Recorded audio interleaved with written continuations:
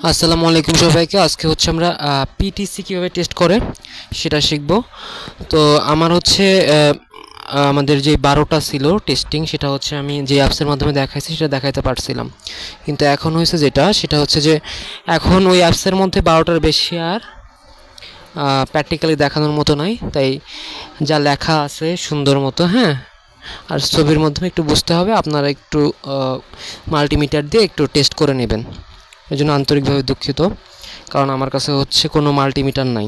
আচ্ছা, পিটিসি মানে কি? পিটিসি মানে হচ্ছে পজিটিভ টেম্পারেচার কোএফিসিয়েন্ট। মানে কি? পজিটিভ টেম্পারেচার কোএফিসিয়েন্ট মানে টেম্পারেচার যদি বাড়ে তাহলে রেজিস্ট্যান্স বাড়বে, টেম্পারেচার যদি কমে তাহলে রেজিস্ট্যান্স কমবে।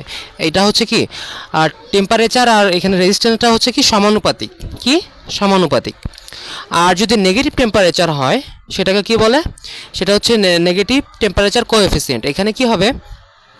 এখানে হচ্ছে যদি তাপমাত্রা বাড়ে তাহলে রেজিস্ট্যান্স কমবে, আর যদি তাপমাত্রা বাড়ে তাহলে রেজিস্ট্যান্স কমবে, আর যদি তাপমাত্রা কমে তাহলে রেজিস্ট্যান্স বাড়বে। ঠিক আছে?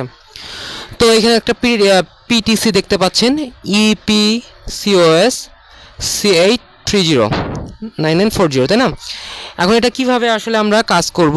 আমাদের প্রথমে হচ্ছে আমাদের মাল্টিমিটারটাকে ওহম রেঞ্জে রাখতে হবে।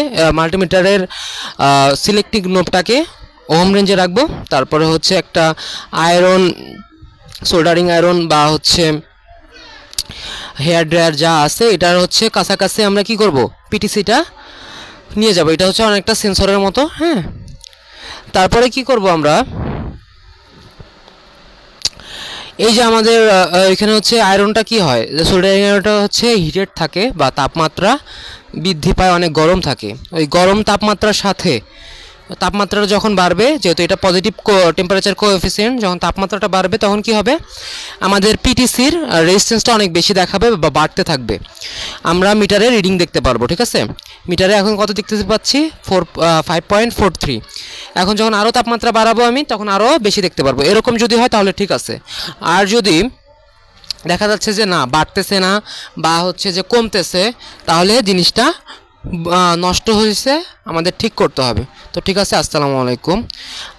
যারা নতুন আছেন আমার চ্যানেলটা সাবস্ক্রাইব করে দিবেন। ধন্যবাদ।